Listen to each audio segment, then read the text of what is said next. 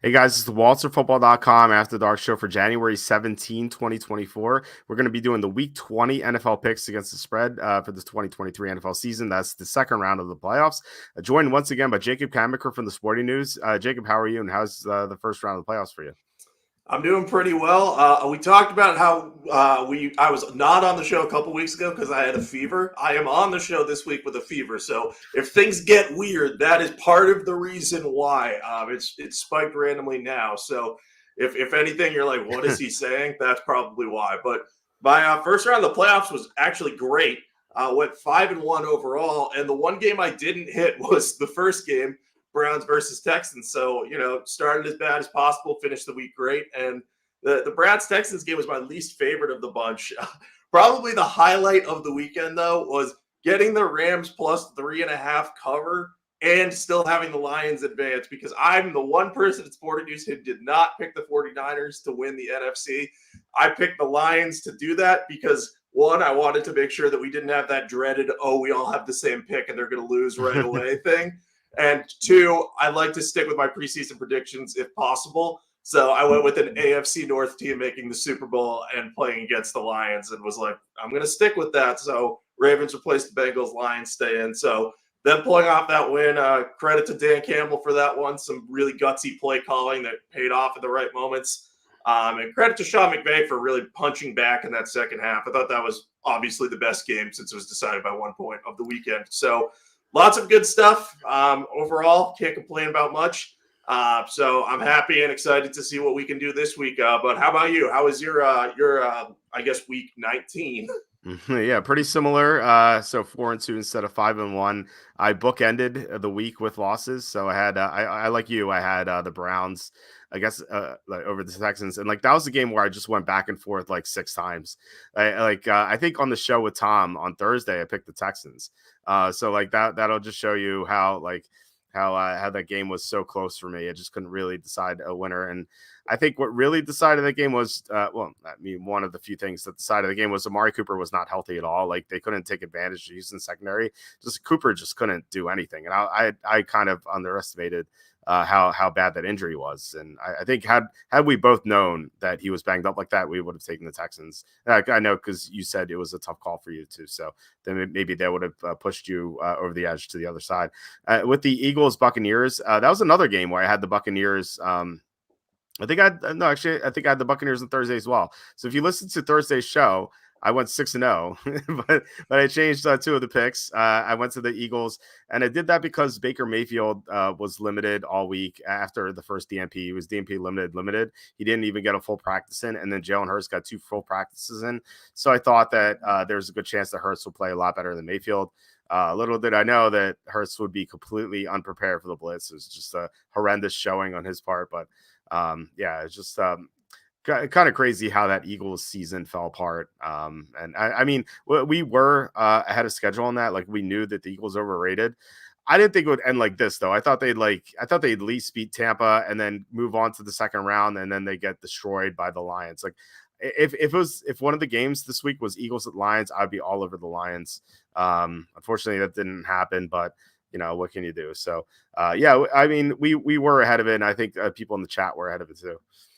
Yeah, this Eagles season almost felt like the 11-0 Steelers of 2020, where late in the season you're like, oh yeah, they're falling apart. We know it. We're fading them. But going into the playoffs, we thought, this is the time to back them because now they're not significant favorites against Cleveland, who they're better than. Ironically, that was against Baker Mayfield, and Baker Mayfield had an unbelievable game, put up a ton of points, and ended up beating the Steelers. So a very similar ending to the season there for the Eagles. And the reason I ended up on the Buccaneers was mostly the A.J. Brown injury, because I was worried about him being out and Devontae Smith. I know he had come back to practice and he had a great game, but I was just worried. I was like, if they are able to take away Devontae Smith, it's going to be Jalen Hurts throwing to Dallas Goedert, Julio Jones, who can't stay healthy and got concussed during the game, and then a bunch of just guys who barely are like rosterable at times. Like Wes Watkins, he's flashed at times, but he's never taken a step forward in his development, really.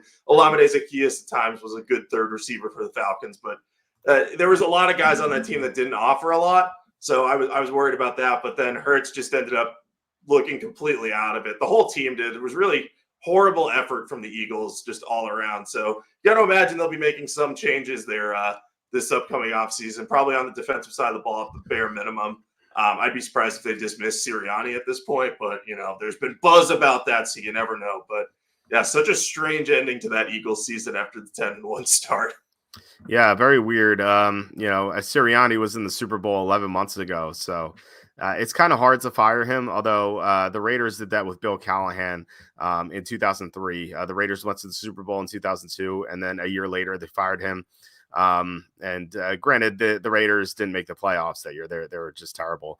The Eagles did. So I'd kind of be surprised too if Sirianni were fired. But the two new coordinators they had to replace Steichen and Gannon just didn't pan out. And that was one of the reasons why we were down on the Eagles so much heading into the season. And it just, it came to fruition that they just weren't nearly as good as that record said they were in the middle of the year when they were 10-1.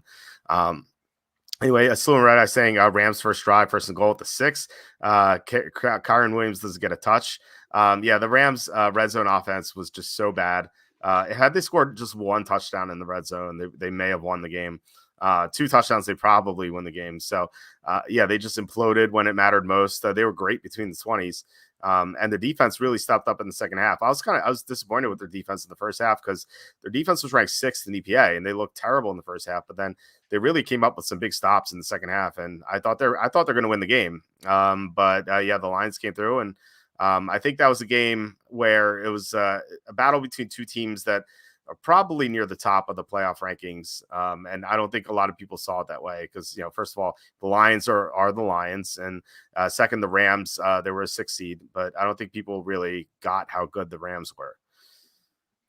Yeah, I totally agree with that. I think it's funny. I saw sentiment on both sides of it. I saw a lot of people were picking the Rams to beat the Lions, but they weren't saying oh, Los Angeles is a legitimate Super Bowl contender. They were like, oh no, they're right for the upset because the Lions have these holes and the Rams are pretty good. But I think those two teams are probably the second and third best team in the NFC. And I know that's hindsight is 50-50, as Cam Newton once said, knowing that the Cowboys got blown out by the Packers. Obviously going into the postseason, I might have been like, no, Dallas might be better than one of these teams right now. But there was always some risk of that kind of unfolding the way it did. I didn't think they'd lose outright like that, but I thought the Cowboys were a little overrated. That's why we both backed the Packers last week. The number was it was right for the picking, but I mean that game ended up going haywire. But I saw all the sentiment that was like, oh, the Rams could upset the Lions. The Rams could upset the Lions without seeing this Super Bowl predictions for the Rams. And I was like, hey, if they beat the Lions, they're probably going to have the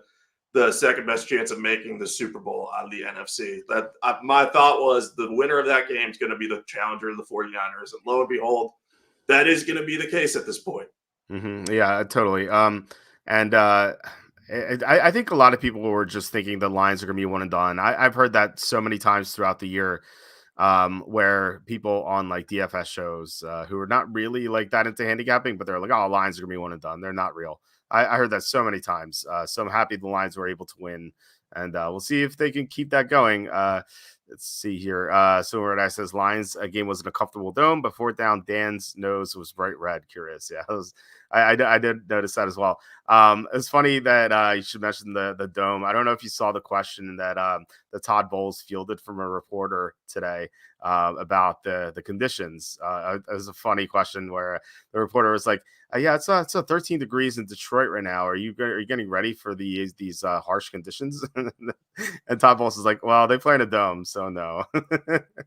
Yeah, it was like we'll be 20 minutes from the bus to the stadium, but that's it.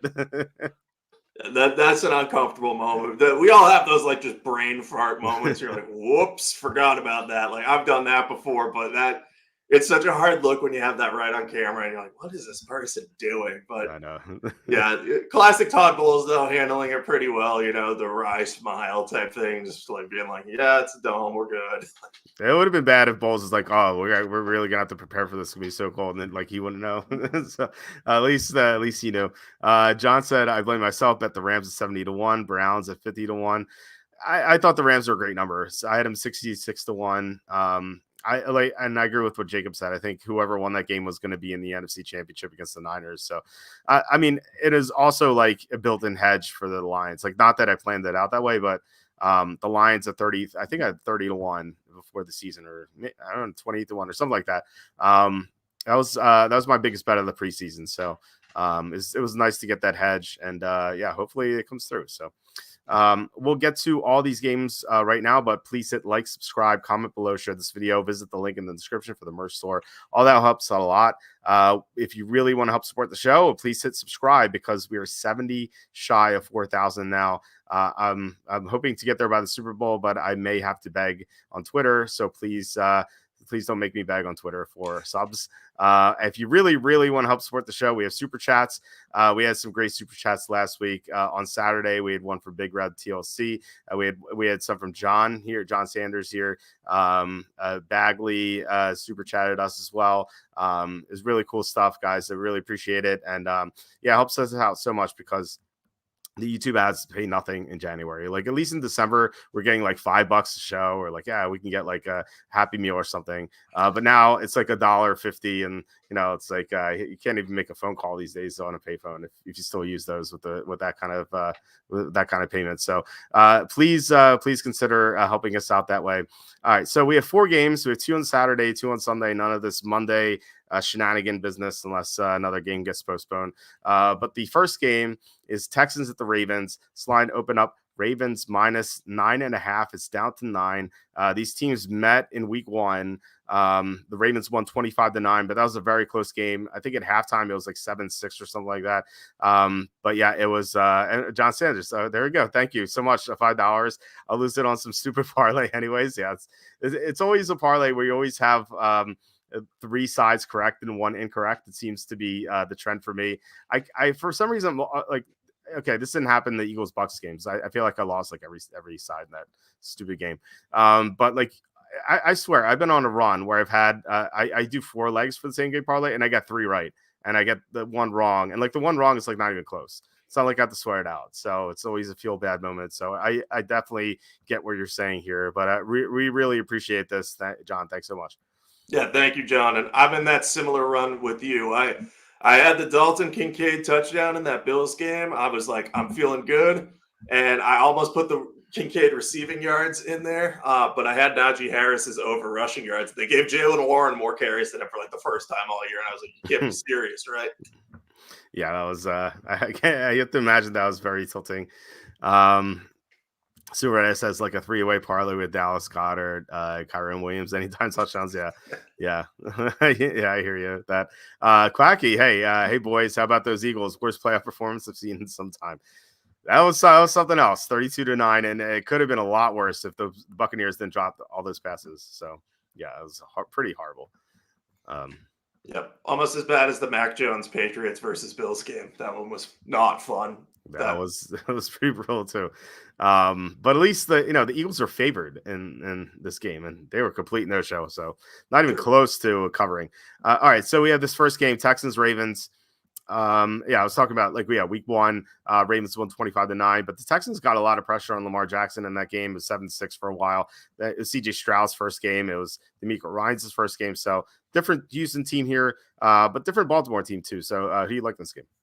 Yeah, so I came around on this one. When I first saw this, I was like, oh, I think Baltimore's going to win this, and maybe it ends up being a blowout. So I was going to back them. But the more research I've done into this game, I think the Texans are the right side at that +9. That's just a high number with this Ravens team. I know they've blown out some inferior opponents in recent weeks, and they had that really great game against the 49ers on Christmas. But if you look back at them more against higher end competition, and I know that sounds weird to say, but they only beat the Rams by 6. And I know they've had some other blowout wins earlier in the year, but they kind of have had some moments where they come up a little bit short. And Lamar Jackson, as a favorite of 7 or more, I believe is 1-9 against the spread. I might be off by a game on that. I'll be honest. I saw the stat and I couldn't find it in my feverish haze. So if I'm off at all, I apologize. But I know it was either 1-8 or 1-9 against the spread. So between that and the fact that Harbaugh's teams have struggled in the playoffs in recent seasons, They only have one playoff win since 2015. And we've seen the Ravens as a 1 seed kind of get it like kind of taken to them in these games. They've been upset. They were upset by the Titans one time.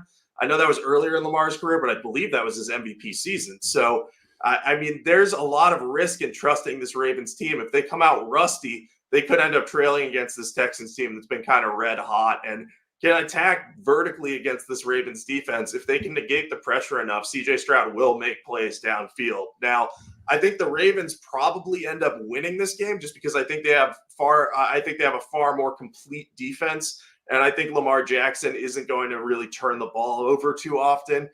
They might get stopped on occasion, but I think that he'll find a way to make enough plays to win this. But covering a 9-point spread with potential rust factor in against a high-powered offense, I just don't like the sound of that. So I'm going to back the Texans. I've got 1 unit on this one.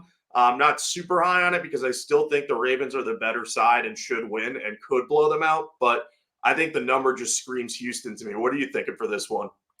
It's funny that you said that you were thinking Ravens first and then you kind of transitioned to Houston. I was like the same way. I'm like yeah, like CJ Stroud's he really going to go on the road to Baltimore and compete with the Ravens? I was like, no way, right?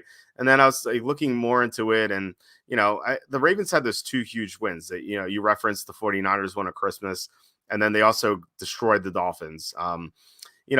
So like beating the Dolphins was great at the time. People are like, wow, look at this, but what have the Dolphins done since? They got crushed by Buffalo. I mean, that game was close for a while, but then the Bills made a lot of mistakes. And then in the fourth quarter, it kind of got away from them. And then we saw what happened to the Dolphins against the Chiefs in the first round of the playoffs. So, like, I don't know if, like, beating the Dolphins is all that impressive like that. And the Dolphins had a lot of injuries in that game, too. And then you had the other game with the Niners. I feel like there's so many fluky turnovers in that game, and if those didn't happen, I don't know if that game would have been decided that way. So I don't know. Like I'm not sure the Ravens are all they're cracked up to be. I'm not sure they're the best team in the NFL. They're second in net EPA. The Rams are first, but they've been eliminated. But they had trouble putting the Jaguars away. They had trouble putting the Chargers away. And what that trend you referenced, I just pulled it up on the screen. So Lamar Jackson in his career as a favorite of 7 or more is 13-13 against the spread. However, he is 1-9 in his past 10. So since 2021, in the past 3 years, he is 1-9 against the spread, 8-2 straight up. So, if you're thinking about taking the money line, maybe you shouldn't do that. But yeah, spread wise, he just covered 1 of the past 10. So that's what you were looking at. And it makes sense. Like, the Ravens haven't been as great as advertised recently. And as far as games this year, they had that Rams game, the Cardinals game. The Cardinals had that backdoor cover against the Colts. They even lost outright in that game. The one game they covered this year was against Houston. But like I said, Houston is not the same team as it was back then. So yeah, I like the Texans to cover the spread. I think it's be kind of close. I think the line should be like 6.5. So yeah, I think I'm gonna be with you on the Texans. It's not a big play. Baltimore can't run the ball, so I think that's big. And so like you have a big favorite that can't run the ball. I think the underdog's gonna be live. Yeah, and I think to your point, they can't really run the ball with efficiency because they don't have any speed at running back right now. They have Gus Edwards, who's great in power situations near the goal line, and Lamar Jackson's going to run more in the playoffs than he would in the regular season, but you don't want to put him at injury risk trying to ice away a game. So if the Ravens find themselves up 14 late, that might end up being a backdoor cover situation. And we almost got that with the Steelers against the Bills this past week after Tyler Bass missed that like 20-odd yard field goal.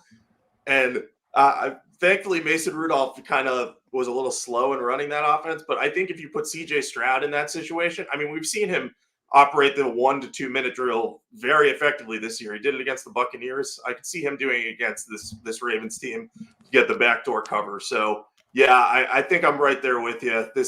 I don't love this one, but I do think that this is a good one. Yeah. So John says I'll believe it when I see it with the Ravens in the playoffs. Yeah.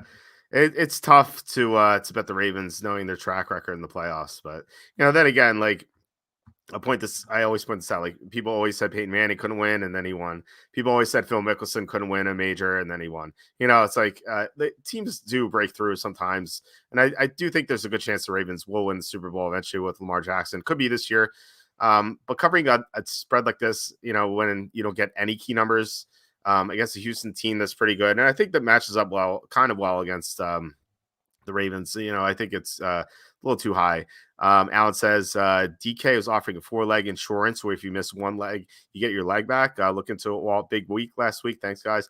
I don't know if you get like less of a payout with that or anything, but if so, I mean, if you don't, if you get like a normal payout, like that's it's definitely awesome. I'll definitely look into it. Thanks so much. Carter says I had the same Ravens to Texans transition, mostly because I just wanted to fade the Texans, but the line was more than expected. I expected 6.5 or 7. Yeah, I thought it was be like 6.5 or no. Actually, the EPA says it should be like 6.5 or 7. Yeah, I think you're definitely right on about that. Like, I think this line's a little too high. But Quacky says I don't know. It seems like Vegas is begging us to take Houston. I like Baltimore as of now. Well, it looks like last time I looked, the sharps are on Houston. Actually, the public and the sharps are on Houston. So no one right now is on Baltimore. I imagine the public will come in on Baltimore though. Like I don't know if they're going to be right there with Houston yet. And like people love Lamar Jackson, he's going to be MVP. I think the public will take Baltimore. What do you think about that? I do too. I actually think that this line is a bait of the public to take Baltimore because as we mentioned, they beat the 49ers. They blew out the Dolphins like in embarrassing fashion. And I think a lot of people still think the Dolphins are good. They beat no one this season. Like it's kind of remarkable if you look at the teams that the Dolphins beat and how they played against top tier competition. And I know last week was kind of predictable that they'd come up short because of the weather. Like Tua Tagovailoa is 0-7 when the weather is below 40 degrees, which is unbelievable stat. First of all, but that team was banged up too. But I think a lot of people are looking at, they scored 56 on the Dolphins. The Dolphins aren't the Dolphins that we thought they were at the beginning of the year, Yeah, definitely not. Mike saying Walt and Jacob embarrassed the chat last week, had Green Bay and the Rams at the points. Yeah, I said we were going to keep track of it. So right now we are 2-0, but the chat can certainly make a comeback. Sue and Red Eye says, missed a lot of Texans Browns game. Did the Texans suffer any significant injuries? I don't recall any. Now, Noah Brown went on IR. That didn't involve this game, but outside of that, I hadn't noticed anything. Did you? I can't remember anything. I think it was just Noah Brown because he did come back for the game and he only played like a couple snaps, but their receiver depth isn't terrible. Like being without him and Tank Dell isn't ideal. They still have Robert Woods and John Mechie has looked better in recent weeks, so they still have some talent there. They're deeper at receiver than you'd think, and they still have their number one receiver, Nico Collins. So that might matter in a different situation, but not as a big dog, I don't think. Yeah, Dalton Schultz too. The Ravens haven't been good against tight ends, so I think Schultz could have a decent game. Tom says, "Hey Jacob, I heard New England's going to interview Sirianni, eh?" Well, New England already hired their head coach, so I was interviewing from what though? Like they like water boy or something? I don't know. Offensive coordinator, I guess. I'm holding out hope that maybe they give Shane Waldron a look with him hanging in the balance, depending on what happens in Seattle. Waldron's from around here. He was actually on the UMass staff for one of my years of college. He does not know me personally, though. But I like Shane Waldron. I would like to get him in here to work with the quarterback. So that is my take on the Patriots offensive coordinator situation right now, though I need to do a little more of a deep dive, I think. Carter's saying Suns made a crazy comeback. Yeah, I had Bradley Beal over points. He did not hit, unfortunately, despite the comeback. I don't know. He was stuck on 9 forever. I just finished with 13, unfortunately. Kings still covered, though, as Carter said. Quacky T saying scores and odds showing public lean on Houston still early in the week. If the public likes Houston, I'm all over the Ravens. See, I think like the public usually doesn't really bet all that much until the weekend, and usually like before kickoff. That's when most of the public bets come in. So it's kind of like when you want to look at that. But like I'm seeing sharp money on Houston too. So and plus the line moved down from 9.5 to 9. So I think that's the sharp money moving the line down. Dave is saying Texans against the Jets earlier in this year maybe makes me nervous. And as Quacky says, Texans had a lot of injuries in that game. Yeah, they definitely did. We liked the Jets in that game because Houston was so banged up. Yeah, I was on the wrong side of that one because that was one of the many weeks that I said I was done with the Jets, and then they did the opposite of what I wanted them to do. So Right. I have unfond memories of that week, but it's okay. You guys won. That's all that counts.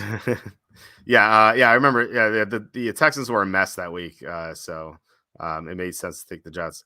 All right, the Saturday night game is I think I missed it. So yeah, it is Packers at the 49ers. Line opened up 49ers -10. It's down to 9.5. Actually, no, it opened 9.5. It's still 9.5. Yeah, this is not a rematch of any sort, but these teams are certainly familiar with each other. They've met a lot in the playoffs, and usually it's gone San Francisco's way. So, do you think it's going to happen again? I do think it's going to happen again, and I this is another one that scared me a little bit though because of the number. And I was thinking about I like how Jordan Love and this vertical passing attack of the Packers match up with the weakness of the 49ers at the cornerback position. So my first blush instinct in this one was, man, I might want to take the Packers here. But then I thought about it more and more, and I was like, the 49ers they've had extra time to prepare for this one. I know maybe they weren't immediately thinking they were going to face the Packers, but Kyle Shanahan knows Matt LaFleur very well. I know you could say the same vice versa, but LaFleur has worked under Shanahan. So I think that gives the more veteran coach an advantage here. I think with the 49ers being healthy too, with Christian McCaffrey being at full strength, I think his ability to run the ball against this Packers defense is going to open up things for Brock Purdy to kind of take a lot of shots to Deebo Samuel, Brandon Ayuk, George Kittle, and kind of just put up a lot of points on this Packers defense that has absolutely played better in recent weeks, but still has some holes within it. And I'm just not willing to trust them, especially Jair Alexander got banged up in the last game, and I don't know if he's going to be close to 100%. And so if he isn't, it's going to be a lot harder for them to shut down San Francisco. I still think Jordan Love can move the ball on this 49ers team a bit, but I think that they're eventually going to lose steam, and I think that the 49ers defense will get enough pressure to kind of make him wilt a bit in the second half. So I think the 49ers pull away. I'm a little worried about the possibility of a backdoor cover, but I'm still going to side with San Francisco right now. But I'm curious to hear your thoughts about this game because these big favorites in the playoffs tend to scare me, but I'm really curious to hear what you're thinking. Well, as Mike said, Green Bay. I'll take the opposite of Quacky takes. Quacky had the right side last week, so maybe he's going to be on a hot streak with Green Bay, and we'll find out who he's taking on Thursday. So definitely stay tuned for that. Yeah, I'm on the same side as you again on this game. So like what really bothers me here is like I like the Packers a lot last week because their biggest weakness defensively is stopping the run, and Dallas doesn't really run the ball well at all. Like they have Tony Pollard, but he hasn't been the same this year. For some reason, they don't run block well for him, and like I think coming off the broken leg, he just hasn't been quite himself. So I didn't think the Cowboys will be able to take advantage of that, but we know the Niners almost certainly will, and I say almost certainly because like we don't quite know if Christian McCaffrey's 100%. Like I think we probably can say he is, but it is a calf strain. It could flare up. You never know. But even still, like Elijah Mitchell should do well if called upon. But yeah, anyway, like I think the Niners should be able to run the ball pretty well in this game, and I think that I think that the Packers. I don't think they're going to be able to run either. Like you have Aaron Jones ran over all over Dallas, and like Dallas didn't have a good run defense. Like the numbers said they did heading into that game, but they were up so big against so many opponents that those teams couldn't run on them. And I thought that like this is a good advantage for the Packers, like having Aaron Jones. And by the way, the Packers are 6-0 with Aaron Jones in full games this year. Having Aaron Jones against that Dallas defense, I thought was a big advantage. But San Francisco is really good against the run. So I don't think that the Packers will be able to run the ball at all, which means Jordan Love's going to be in unfavorable passing downs, which means he's going to have Nick Bosa and Chase Young like bearing down on him. It's going to be rough for him. I think it's a tough spot for the Packers, and like this is like this goes along with like the history of the Packers, like dating back to the early Aaron Rodgers era. Like the Packers would always dominate Dallas, and then they play the Niners in the playoffs and they lose.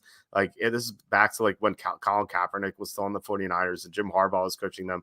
For some reason, the Packers have had Dallas's number and San Francisco's had Green Bay's number.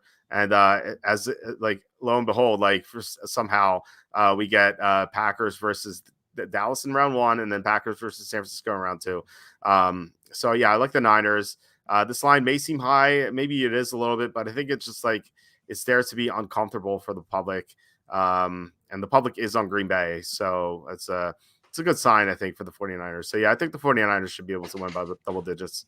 Yeah, I think the other thing about this game that strikes me is, for the most part, the 49ers have been one of the more consistent teams in the NFL. I mean, they had that 3-game losing streak midseason when they were without Deebo Samuel and Trent Williams for most of it.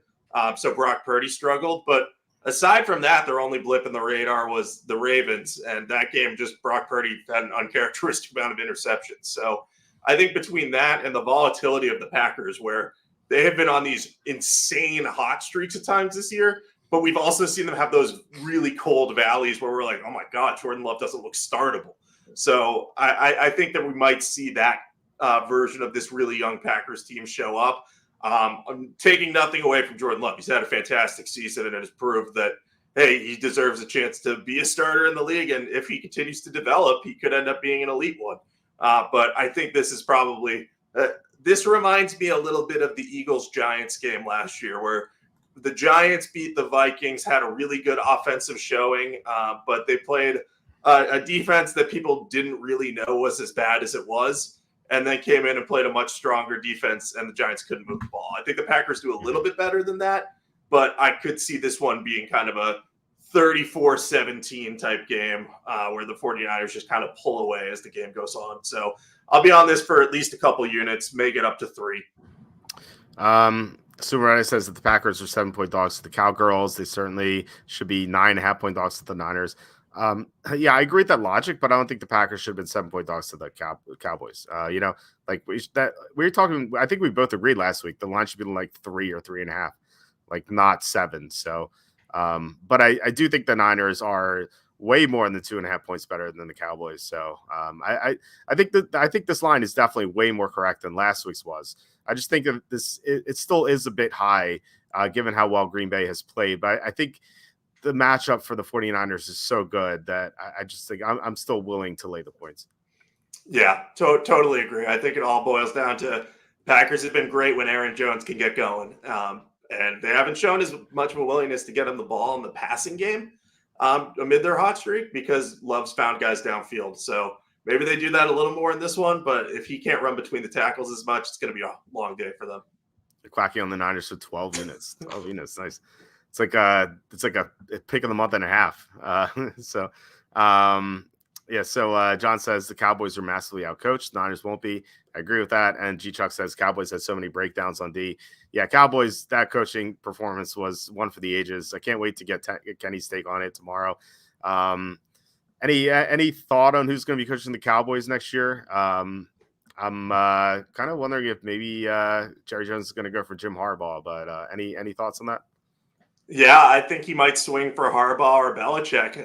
I would be surprised if he retains Mike McCarthy. I know Jones has like shown a weird loyalty at times over his career. Like everyone was, Jason Garrett especially, was like, oh, Jason Garrett's going to be fired. And he lasted like 4 more years than people thought for the most part. So McCarthy could somehow survive this, but I'd be shocked. I think it's going to be the Cowboys chasing Jim Harbaugh and Bill Belichick. And then, I think that the most attractive openings that the Cowboys job opens up, it's going to be the Chargers, the Falcons, and the Cowboys. And I think one of those big names goes to Dallas. And then depending on which one it is, the Falcons could either get Belichick or the Chargers would get Harbaugh. So I'm really interested to see how those 3 shake out.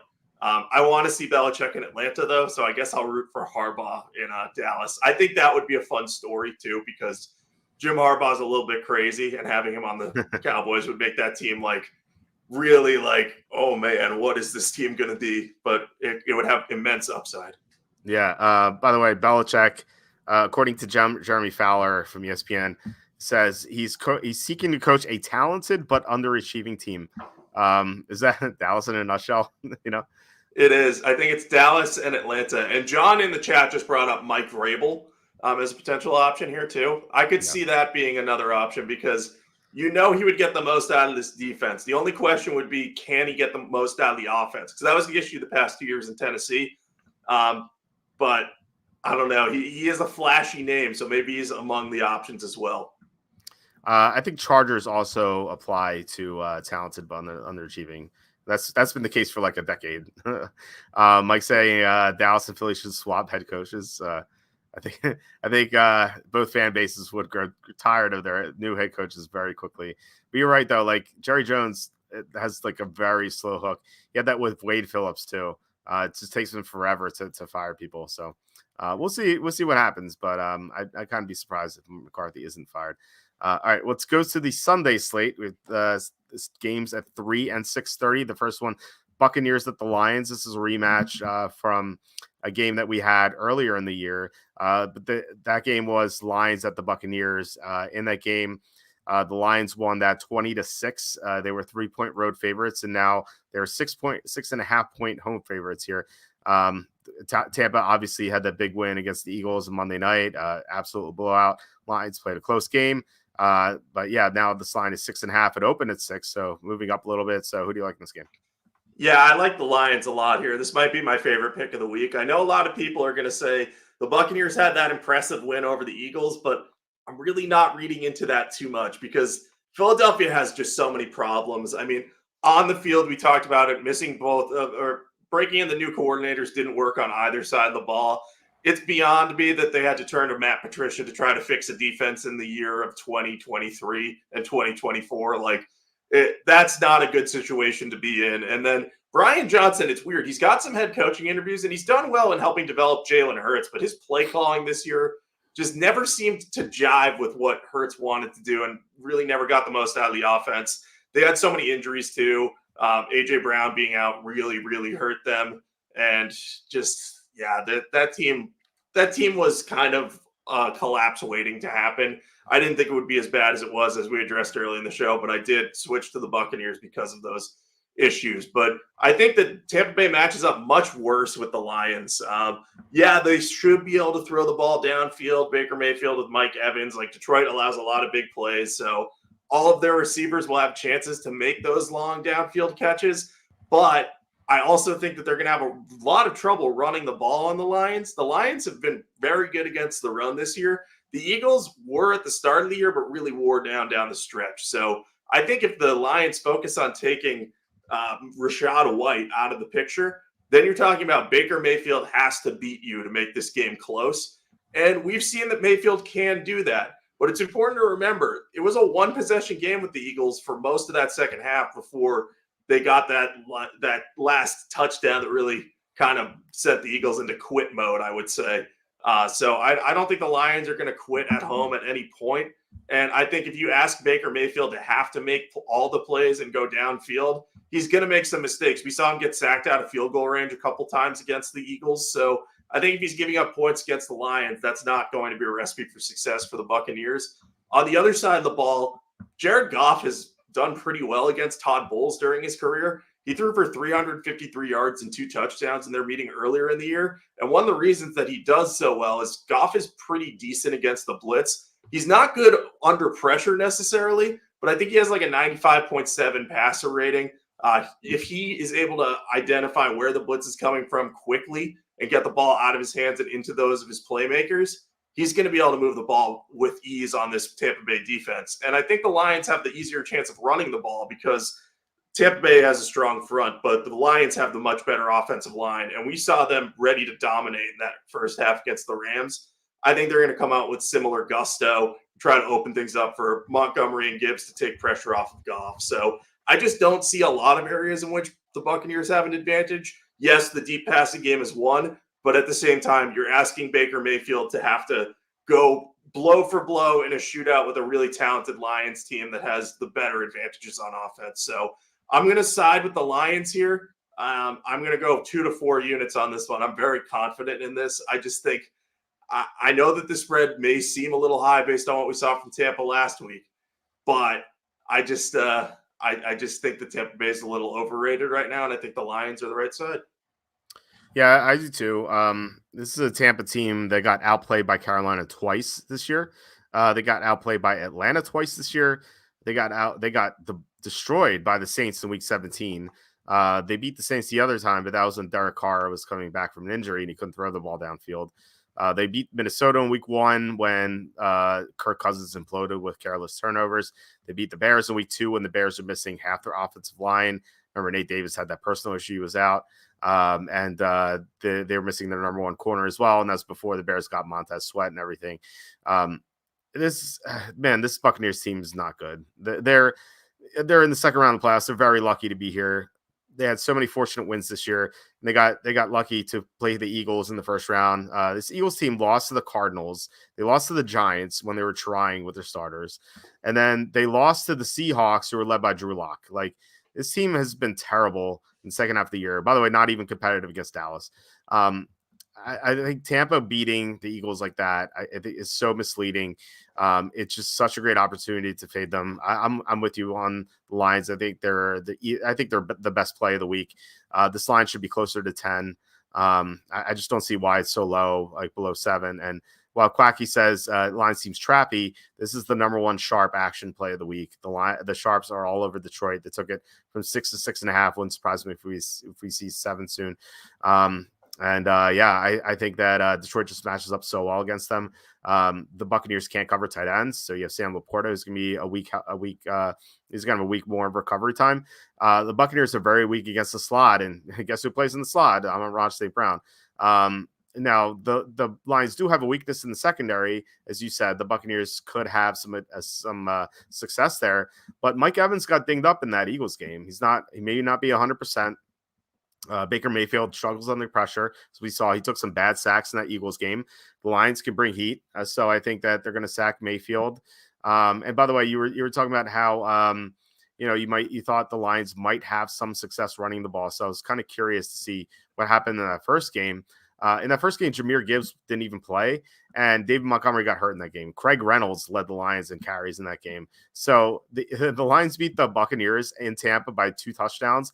They didn't have the running game. Like, Montgomery had 6 carries before leaving with an injury, so it was just Craig Reynolds. So with no Gibbs and barely any Montgomery. So different. It's going to be a different team that the Buccaneers are going to face this time.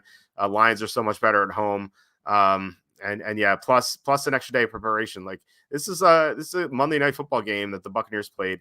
They're playing on a short week, which is not like detrimental, but if you look at the history of teams coming off Monday Night Football games, they're less than 50% to cover the spread. It's for a reason. I mean, every day of preparation and rest matters. And I think the NFL did the Buccaneers a huge disservice by having them play Monday night, but I don't know if it would matter anyway, but it's just another reason to take the Lions.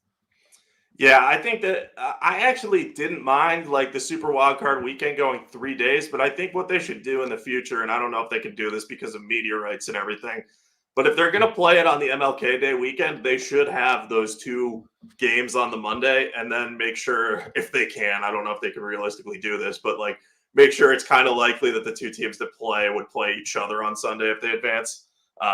Again, no, that's tough to do, but it is somewhat of a disadvantage, at least in terms of getting healthy. And I think you add in like the hostile environment in Detroit. Like, the Lions fans are amped by this team. Like, they love this team. They're going to make it really hard on them. So I'm glad we're on the same side here. I just locked this one in while you were talking because there is still a -6 at DraftKings. It's -6, -118. So if you're interested in locking that in now, before that 6 goes away, I would consider it. I know we haven't seen an injury report or anything, but my logic is it would take a lot of significant injuries for the Lions to get this below 6. So I'm willing to take that risk because I'll still like them unless some ungodly amount of injuries happen. But yeah, let's go Lions. Let's see them get to the NFC Championship game. 6 -112 a bookmaker. So slightly better there. So yeah, there are some 6s available. Definitely shop around. That's something I always advocate.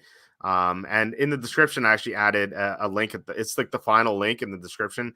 It's a page we have set up with OddsShopper where you can get some bonus bets like by signing up to a sports book. And like it's kind of crazy. Like, like I even have an account at BetMGM, and I was reloading, and like I deposited like $200, and they're like, they just give me $200 in bonus bets, like free $200 to bet. Like, obviously you can't cash it out right away, but like it's pretty sweet to get free money to wager. So definitely I definitely recommend having multiple accounts in other sports books. So yeah, I'm looking around. Most of the I'm looking at OddsShopper actually. 6.5 is like it's all across the board. Bookmaker and DraftKings are like the only two left that only have -6. So I think I'm going to be locking that in as well. Which I can't. I have to say this on Twitter. I actually can't update the site until Wednesday because our developer is working on this Picks page. And I was like, hey, I'm not going to update till Wednesday night. You can play around with this Picks page. So just a heads up, it won't be there on the site, but I will post it on Twitter. Carter asking, any chance if Vrabel goes to Ohio State? I think he would be amazing there. I don't know Day's status or any logistics of that. I don't know. I don't know if they're pleased with Day or not. And I know they just lost to Michigan. So any thoughts on that? I'd be surprised if they dismissed Day. I think I think they give him at least one more year there. I know they've lost to Michigan 3 straight times, but it seems likely that Harbaugh is leaving. And Michigan will probably promote Sharon Moore from within, I would assume, take over for Harbaugh if he goes. And then if Day loses to him, then you can say, all right, well, it's more than just you had trouble against Harbaugh once Harbaugh built the program. And then they might let him go. But I kind of think that, one, Vrabel probably wants to stay at the NFL level. And two, I don't think that Ohio State wants to move on from Day just yet. They just brought in a new athletic director, I think yesterday. So I would imagine he'd want to get the lay of the land before making a massive decision like that. Yeah, makes sense. John saying surprises under 7. Yeah, I agree. Alan says fade the NFC South. Yeah, it's another point. NFC South teams this year outside the division are 16-28 against the spread. So, it's if you just blindly faded these teams, you'd be doing very well. Like saying I can't see Belichick to the Falcons because there's no franchise quarterback. But that could maybe he would have a plan to get a franchise quarterback of some sort. They have the 8th pick, so they could potentially get one there or trade up for one. And I think if you look at the rest of the roster, the rest of that offense is ready to win now. And Belichick notoriously can coach up a defense. So I think he could bring in some guys that he knows on the defensive side, in addition to the talent that Atlanta has there, and have really outside of quarterback, a top 10 roster. And then, maybe you're talking about taking a risk to try to move up and get Jaden Daniels or something. But Kirk Cousins might be out there too. You never know. There's a lot of options that they could go with that would be better than what they had this year. Yeah, that's for sure. Lines are -5.5 at some point during the Bucs Eagles game, and I went ahead and tossed 5 units on it. That's great call on your part. John says Matt Patricia's like the Adam Gase of defense. It's a pretty good call there. And G Chuck, happy to see 4 units from you on this game. I'm going big. It's the wild card round, so fewer games means I can put more on each game. If I'm confident. Last week I put a tiny bet on the Texans Browns game because I was like, I don't like this game that much, but I bet on all the standalone games. So we're at the point in the year where I won't sit out a game unless I really hate it. Quacky asking regarding our Lions Super Bowl futures, are you guys waiting to hedge until the potential NFC Championship game or what? I like their chances to win versus Tampa for certain. So what are you doing here, Jacob? Are you hedging this at all, or are you waiting to the NFC Championship? I considered betting the 49ers now to win the Super Bowl as a hedge, and if the Packers beat the Niners, then hedge with the Packers too. But I think the Niners are going to win straight up, and I know you agree. So we're going to get a slightly better number on the Niners now than we will a week from now. So what are you thinking right now? Yeah, so I'm going to learn from the mistake I made last year, and I'm going to bet the 49ers this week just as a hedge. Last year, you hedged with the Chiefs at this point in the season. I did not, because I thought the winner of the Bills-Bengals game was going to end up winning the AFC, and that obviously didn't happen, and that ended up costing me big time. So I think betting on the 49ers, and hey, if the Packers beat them, then we get a great hedge number with the Packers. So there's really no loss there.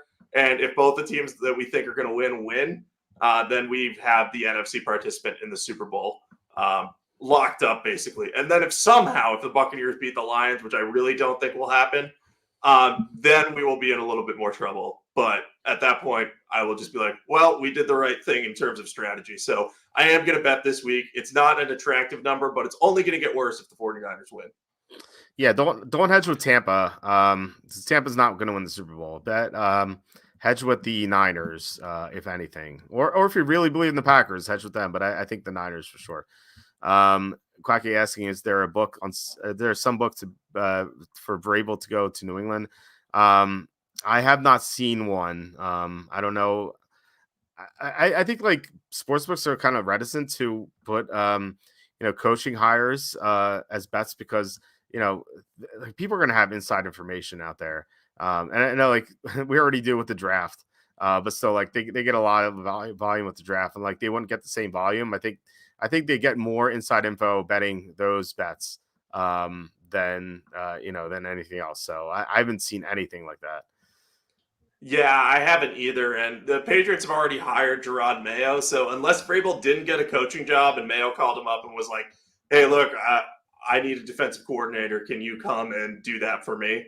That would be the only way I could see that happening. So It's a little tough. I would like to see that happen. Don't get me wrong. But yeah, I don't think he'd take a defensive coordinator job. I think Vrabel could. I think he's definitely in line for a head coaching gig. Like I don't know. I think he definitely gets one more chance.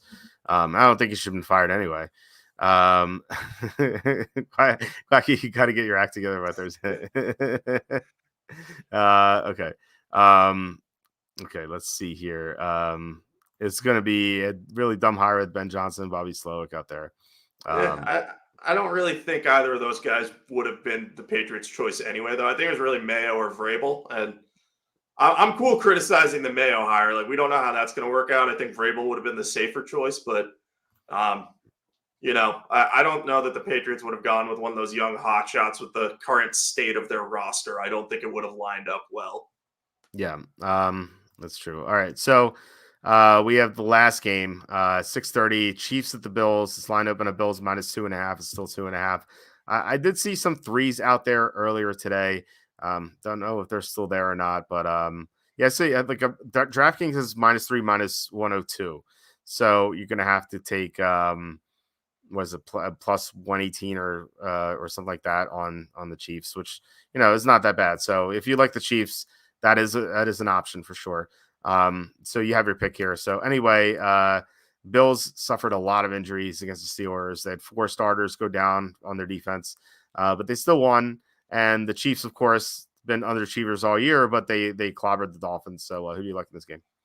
Yeah, so I'm torn on this one. This is the one that I'm really in full wait and see mode on for a couple of reasons. On paper, I like the Chiefs in this matchup, which sounds dangerous, but it boils down to the injuries on Buffalo's side of the ball. That's what's scaring me about this game. So if I get the Chiefs +3 and the Bills are going to be without potentially, we don't know if these guys are going to play or not yet. We know Matt Milano won't play, but then you have Rasul Douglas, who was out last week. Terrell Bernard got hurt. Bale Inspector got hurt. They're missing a lot of linebackers. A lot of defensive backs have gotten hurt. So it's all going to depend on who the Bills have healthy and available because I think that if they have their full defense available, or at least most of them, they're going to be able to slow down the Chiefs, as we've seen often this year. Like the Chiefs have had to settle for so many field goals, and they even did against the Dolphins, despite Miami's defense being really banged up. So I think if that happens, the Bills are going to be in better position to kind of move the ball with Josh Allen with the way he's been playing of late, and kind of find a way to score on the Chiefs defense. It's just a matter of whether the Bills are going to be able to fully slow down the Chiefs to prevent this cover of a 3-point spread, roughly. So that's where my head is at on the game. I know the Chiefs aren't the sexy pick because of their offensive struggles and their inability to score in the red zone. But if Buffalo is missing all of those linebackers and A.J. Klein is forced into action there as a starter, like Klein he was basically signed off the street because he knows McDermott's system. And he played really admirably last week, but I think he would have a lot more trouble, asking to help cover our guy, Travis Kelce there. And that might just kind of open things up a little bit more for the Chiefs defense. And also if those linebackers are out, then Isaiah Pacheco is going to have more running room too. So that's really what my pick is going to hinge on, is who's available for Buffalo. So right now, Kansas City is penciled in as my pick because I think the Bills are going to have a tough time getting healthy, and the Chiefs have 2 extra days to prepare, so I think they're going to be the healthier team. But if I'm looking at the Bills defense and they're looking better than I expect, I might be thinking about backing the Bills there. And I'm curious as to why this line might have moved to 3. So I welcome your thoughts on this game because I don't have a real strong opinion on it yet. I'm wondering if you do. Yeah, it's interesting that the Sharps currently are on the Bills, so maybe they're anticipating that Buffalo's going to be healthier than we think. And I think you're right; it's going to come down to the injuries. Like if all those guys are out, then it's going to be pretty tough to back Buffalo. But I think this spread movement and sharp actions telling me that some of these guys are going to play that got hurt. So with that in mind, I'm going to be on the Bills as of now. Now it could change if all those guys are out. But like right now, I think that there are some advantages for the Bills. Like first of all, they built their team to beat the Chiefs, and they've done pretty well ever since. I think they only lost once since they kind of went into that mode. They really had a great game plan earlier in the season when they beat the Chiefs. They got James Cook really involved, and he had a huge game. The Chiefs are they're pretty weak to number 2 receivers as well. So Gabe Davis' status, he's another guy who's going to really matter. Because Khalil Shakir has done well in his place, but Gabe Davis can really take he can really just catch a deep pass and break the game open that way. We've seen that so many times from him. So I think having him against the Chiefs, I think is a pretty big deal as well. So I like how the Bills are built to beat the Chiefs, and I also want to fade the Chiefs as well. Like I remember talking about this with you last week, where the Eagles-Bucks winner wasn't the only team we were going to fade. It was also the Chiefs-Dolphins winner because, we thought that the Dolphins, with all their injuries, and the Chiefs just like underachieving all year, like the winner of this game was just going to be a huge fade. And it's kind of like, I can understand like why we've gone away from that because Buffalo had so many injuries. But still, like I feel like this Chiefs team doesn't belong. Like they lost to the Raiders at home a few weeks ago. Like they're not that good. And like the fact that they're underdogs of 2.5 or even 3, I feel like that's really going to entice the public to take Kansas City. So yeah, I'm going to be on Buffalo for now, but like I said, the injuries will really kind of dictate where I go with this game. Yeah, like I said, I could easily see myself switching this pick. If Rasul Douglas plays, and I don't know that Terrell Bernard's going to play because he got carted off. It was just an ankle sprain, but usually if they're carted off, it's probably a high ankle sprain. But if the linebackers are looking better, like if they have Bale Inspector available or somebody that isn't AJ Klein, I'll like this a lot more.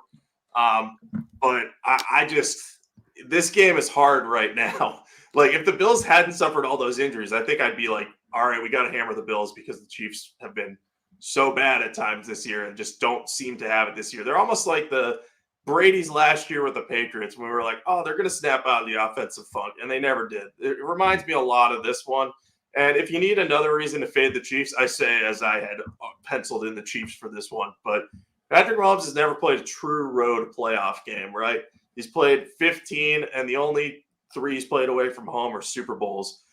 His one Super Bowl loss was technically a true road game because it was in Tampa Bay, and they played Tampa Bay in the Super Bowl. However, that was played when there was COVID restrictions on the attendance, so it wasn't even really close to a full road-like experience, and he still got pummeled in that game because behind a bad offensive line. So if you're looking for a reason to fade the Chiefs, Patrick Mahomes might have more trouble in this game than you'd think because he's just not used to that hostile road playoff environment. And I know that can get overhyped at times, but I'm interested to see how he reacts to it either way. So right, says I'm getting distracted by the ad on Walt's webpage. Ask about a low volume bowel prep. Well, definitely ask about it if you need it. David saying I want to bet on Andy Reid's mustache to freeze. That was pretty wild seeing those icicles off his mustache. Yeah, it will be hostile for sure. That's a great point. And I didn't really, like I've heard of that, like that Mahomes hasn't played a road playoff game yet, but yeah, I just kind of forgot about it. Patrick the Frog will find out about the Bills' home field advantage. Yeah, it'll be raucous there. Buffalo fans definitely bring it. But we had that last year too. The Bills hosted the Bengals, and we saw what happened with that. Although this Buffalo team is much better than the Bills team from last year. Let's see here. Mike saying, let's see, I can get the defending world champs with Mahomes and get 2.5 points. Seems like a no-brainer. Yeah, like I said, I think this line is enticing the public to bet the Chiefs. And so, sports books, they make money. They make money unless if they didn't make money, they wouldn't operate, right? So generally, this is not something you always want to do, but if you find that a spread is just too easy, you kind of have to ask yourself, you have to be like, is it too easy because I know more than the public, or is it too easy because I'm getting tricked by the sports books?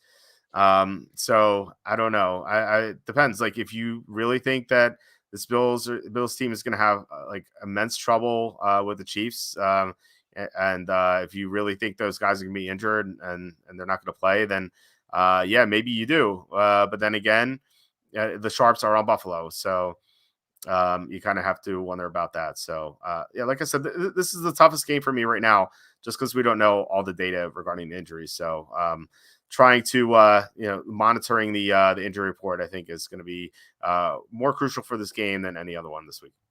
Yeah, this is 100% the injury game of the week. And like I said, I have the Chiefs penciled in right now, but like I don't feel good about that. That's just me saying if all these guys are out, I would probably side with the Chiefs because I can get 3. But if they're all in, I'm probably going to switch sides or even part of them. So I'm very interested to watch this one.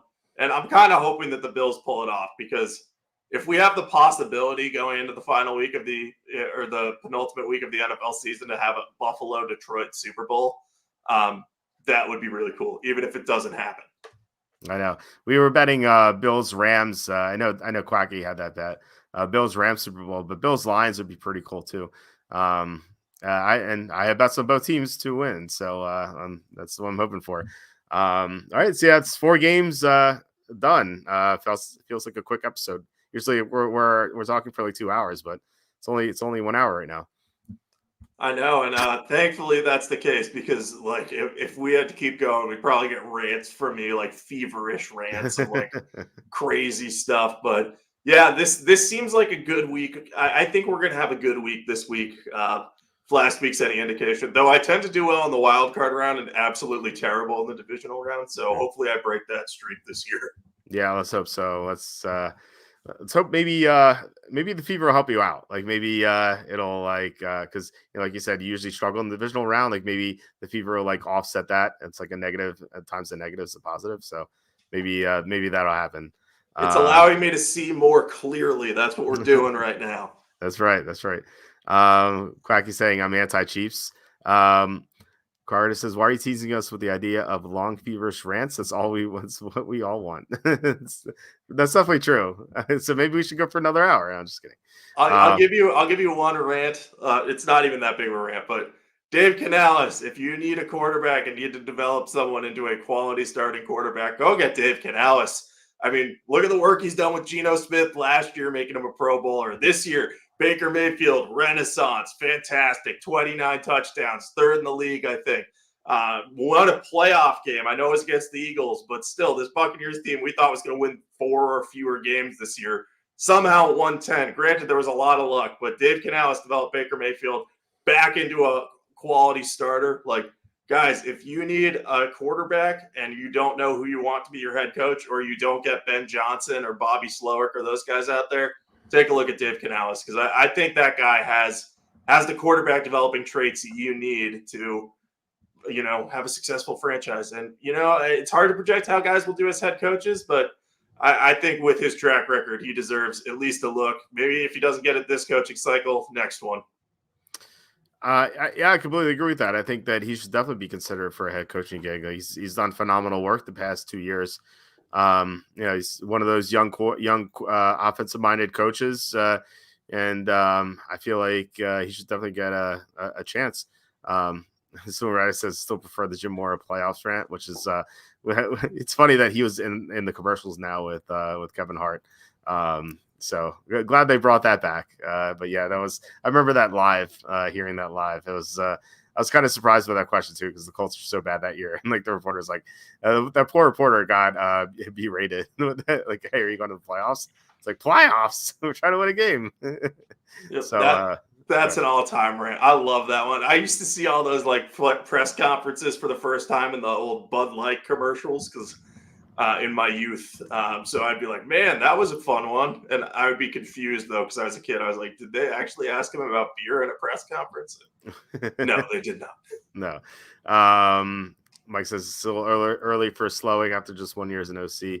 Well, I don't know. I mean, these guys, they're kind of quick to be hired. These offensive minded coaches who are pretty sharp. So, yeah, maybe a little early, but I think it's worth a shot. I do think Canales is it's a good one. But yeah, as for as press conference rant, Denny Green one I think is maybe my favorite, just because like I remember having the Cardinals in that game against the Bears and they blew it, and I was so distraught. I felt like Denny Green, like personally, and like if I were asked that question during the press conference that he was asked, like I think I would have gone even more insane. So I actually like given the circumstances, I think he kept the school pretty well.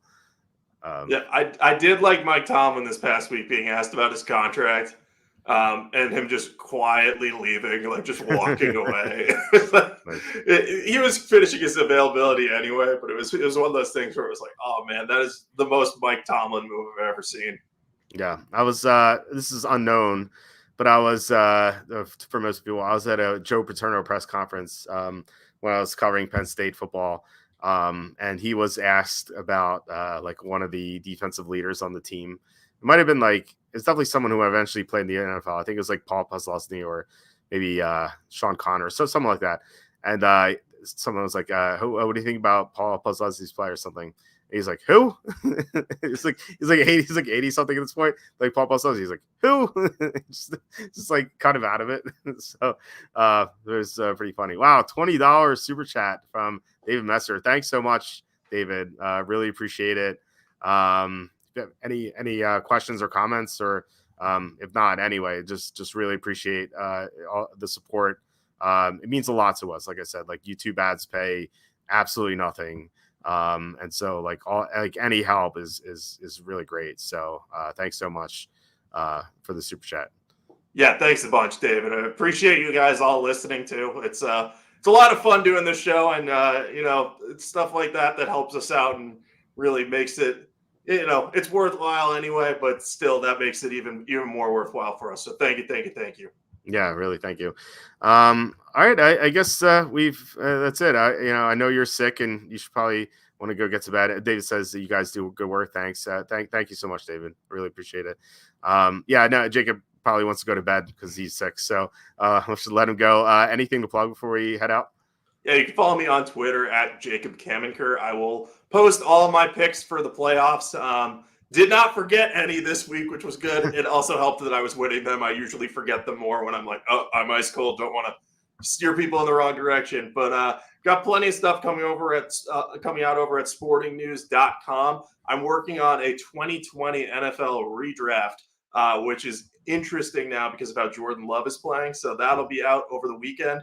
Lots of quarterbacks early in that one. I had a lot of trouble figuring out where to put them. So that was a lot of fun. So feel free to check that out when it's out. I will tweet it.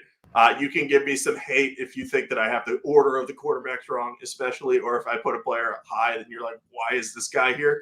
But those are all hindsight 50-50, all in good fun stuff. So we love that. And yeah, more NFL stuff at sportingnews.com. And if you ever have any NFL questions, send them my way on Twitter.